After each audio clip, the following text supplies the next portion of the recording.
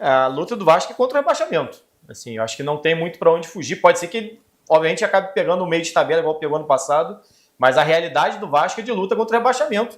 E para lutar contra o rebaixamento tem que buscar depois o meio de tabela para que isso não aconteça. Na minha visão, pelo menos, a realidade do Vasco é essa, e já era até antes. Eu até fiz uma tier list na época, antes do Brasileirão começar. O Pedrinho falou muito de elenco de G8, né? Para mim é um elenco de Z8.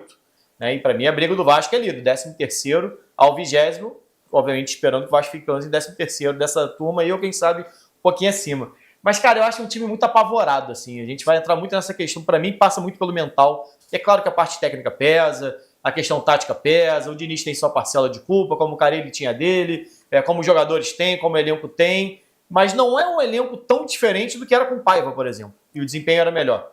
Né? Então, assim, e mesmo assim foi investido mais 50 milhões depois, ainda nesse elenco, mal investido.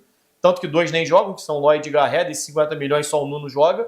Então, você tem todo mundo uma parcela de culpa ali, né? Acho que não dá para botar só na conta de um, aliás, sempre assim, né? A gente às vezes tenta achar um vilão, como se nos últimos 25 anos do Vasco já não tivesse rodado um monte de gente, mudado o time, treinador, diretoria, até a forma de gestão já mudou, e nada realmente altera de maneira significativa no Vasco. Mas acho que é um time muito frágil psicologicamente, assim, o Vasco desmorona na primeira falha.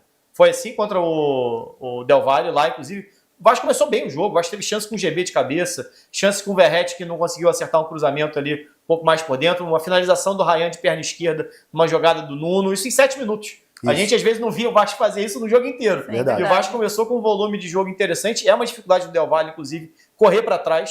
O Del Valle é um time, assim como o Vasco, gosta de ter posse de bola e que, assim como o Vasco, tem dificuldade para defender transição em velocidade. Vai sofrer contra o Grêmio no início do jogo também. Mas jogou muito bem, na minha visão, contra o Grêmio, apesar de não ter conseguido a vitória.